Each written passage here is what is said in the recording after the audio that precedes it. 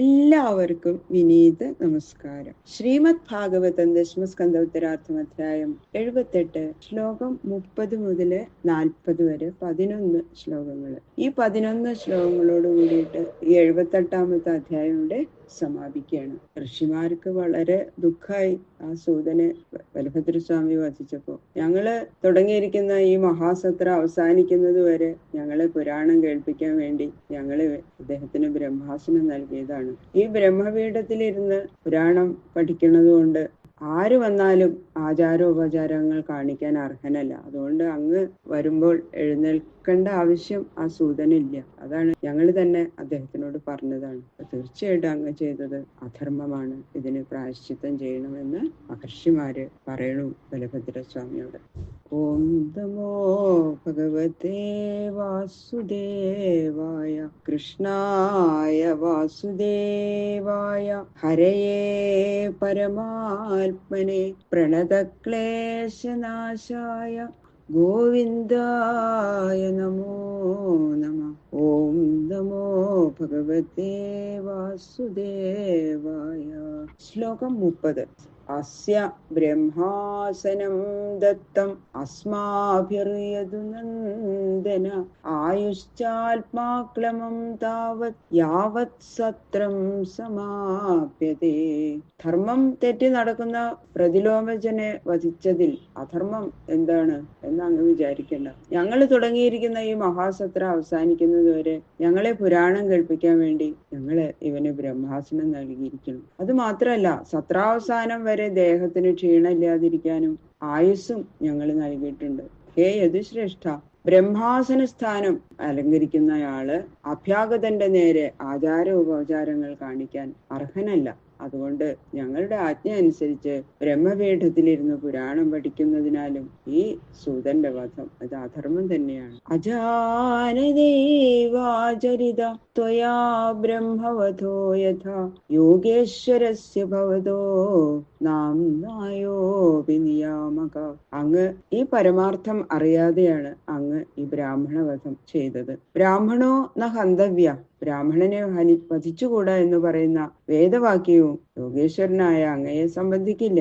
യോഗികൾ സ്വേച്ഛയാ എന്തു ചെയ്താലും അവരെ പുണ്യ പാപകർമ്മങ്ങളൊന്നും ബാധിക്കില്ല. അങ്ങനെ ഇരിക്കെ യോഗ ഫലദാതാവായ ഈശ്വരനായ അവിടുത്തേക്ക് പുണ്യപാപകർമ്മ ബന്ധം ഒന്നും ഉണ്ടാവില്ല എന്ന് ഞങ്ങൾക്കറിയാം. യത്യേതൽ ബ്രഹ്മഹത്യായ പാവനം ലോകപാവന ചരിഷ്യതി ഭവാൻ ലോകസംഗ്രഹ അനന്യചോദിത. ലോകത്തിൽ ശ്രേഷ്ഠന്മാർ ആചരിക്കുന്നതിനെ മറ്റുള്ളവരും അനുകരിക്കും. നിന്ദിരുവടിയുടെ നാമസങ്കീർത്തനത്താൽ ലോകം പരിശുദ്ധമായി ഭവിക്കുന്നു. അങ്ങനെയുള്ള അങ്ങയ്ക്ക് പാപസംബന്ധമില്ലാത്തത് കൊണ്ട് പ്രായശ്ചിത്തൊന്നും ആവശ്യമില്ല.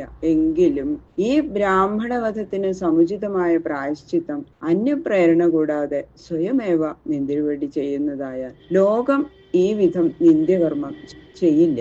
അഥവാ ചെയ്യാൻ ഇടവന്നാൽ പ്രായശ്ചിത്തം ചെയ്ത് പരിശുദ്ധരായി ഭവിക്കാൻ ശ്രമിക്കും. ഇങ്ങനെ ലോകാനുഗ്രഹം സംഭവിക്കും. അതുകൊണ്ട് പ്രായശ്ചിത്തം ചെയ്യണം എന്നാണ് അവരുടെ അഭിപ്രായം. ശ്രീ ഭഗവാൻ ഉവാച കരിഷ്യേ വധ നിർവേശം ലോകാനുഗ്രഹകാമ്യയാ നിയമപ്രഥമേ കൽപ്പേ യാവാൻ സതു വിധീയതാം. ഭഗവാൻ പറഞ്ഞു, ഈ ബ്രഹ്മഹത്യാ ശമനത്തിന് വേണ്ടുന്ന പ്രായശ്ചിത്തം ഞാൻ ചെയ്യാം. ലോകം രക്ഷപ്പെടണം എന്നുള്ള ആശ എനിക്കുണ്ട്. അപ്പൊ ഉത്തമ വിധി പ്രകാരം ഏത് നിയമമാണ്, എന്താ ഞാൻ ചെയ്യേണ്ടത് ഈ പാപശമനത്തിന് സമുചിതം? നിങ്ങൾ പറഞ്ഞോളൂ, ഞാൻ അത് ചെയ്യാം എന്ന് പറഞ്ഞു. ദീർഘമായുർബദേദസ്യ സത്വമിന്ദ്രിയമേവ ച ആശാസിതം യത്തൽ ബ്രൂത സാധയേ യോഗമായയാ. പ്രായശ്ചിത്തം ഞാൻ ചെയ്യാം എന്ന് മാത്രമല്ല, ഹേ മുനികളെ, ഇവന് ദീർഘായുസ്, ദേഹബലം, പ്രവൃത്തി സാമർഥ്യം എന്നു വേണ്ട എന്ത് ഉണ്ടാകണമെന്ന് നിങ്ങൾ ആഗ്രഹിക്കുന്നുവോ അത് പറയുവിൻ. യോഗമായ ബലത്താൽ ഞാൻ സാധിപ്പിക്കാം. ഋഷയ ഊജു അസ്ത്രസ്യ തവ വീര്യസ്യ മൃത്യോരസ്മാകമേവ ച യഥാ ഭവേത് വചഃ സത്യം തഥാ രാമ വിധീയത.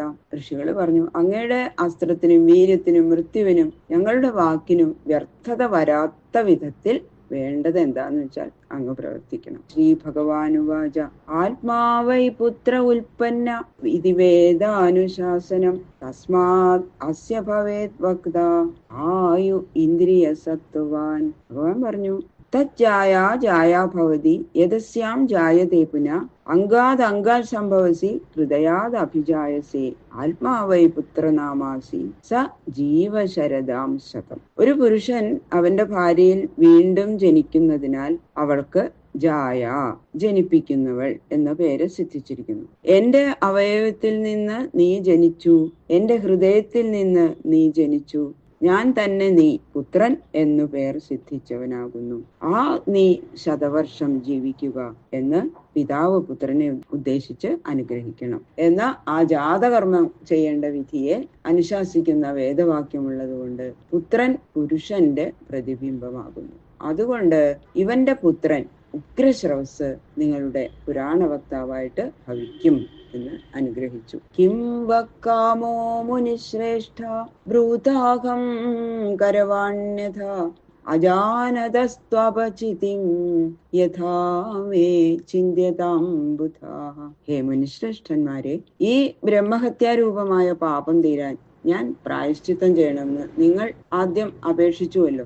ഏതു വിധമായ പ്രായശ്ചിത്തം ഞാൻ ചെയ്യണമെന്നാണ് നിങ്ങൾ ആഗ്രഹിക്കുന്നത്? അത് പറഞ്ഞോളൂ, ഞാൻ ചെയ്തു കൊള്ളാം. പ്രായശ്ചിത്ത വിധി നന്നായി അറിയുന്ന നിങ്ങൾ തന്നെ എനിക്ക് വേണ്ടി വിധിച്ചോളൂ എന്ന് പറഞ്ഞു ഭഗവാൻ. അപ്പൊ ഋഷികള് മറുപടി പറയണം.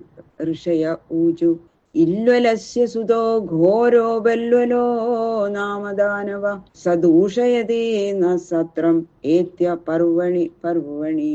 ഇല്വലന്റെ പുത്രൻ ബല്വലൻ എന്നുപേരായ ഒരു ഘോര ദാനവനുണ്ട്. അവൻ അമാവാസി തോറും ഇവിടെ വന്ന് ഞങ്ങളുടെ യാഗത്തെ ദുഷ്പിക്കുകയാണ്. തം പാപം ജഹിദാശാർഹ തന്ന ശുശ്രൂഷണം പരം പൂയ ശോണിത വിൺമൂത്ര സുരാമാംസാഭിവർഷിണം. അവൻ ഞങ്ങളുടെ യാഗം എങ്ങനെ ദുഷ്പിക്കണത് എന്ന് വിവരിക്കുകയാണ്. ഹേദാശാർഹ, മഹാപാപിയായ അവൻ ഞങ്ങളുടെ യാഗശാലയിൽ വസ, രക്തം, മാംസം, മലം, മൂത്രം, മദ്യം മുതലായിട്ടുള്ള അശുദ്ധ വസ്തുക്കൾ വർഷിച്ച് യാഗപദാർത്ഥങ്ങൾക്കും ശാലയ്ക്കും അശുദ്ധി ജനിപ്പിച്ച് കർമ്മവിഘ്നം വരുത്തുന്നു. അവനെ അങ്ങ് വധിക്കണം. ഇത് സാധിച്ചാൽ ഞങ്ങളുടെ അഭീഷ്ടം ചെയ്തു കഴിഞ്ഞു.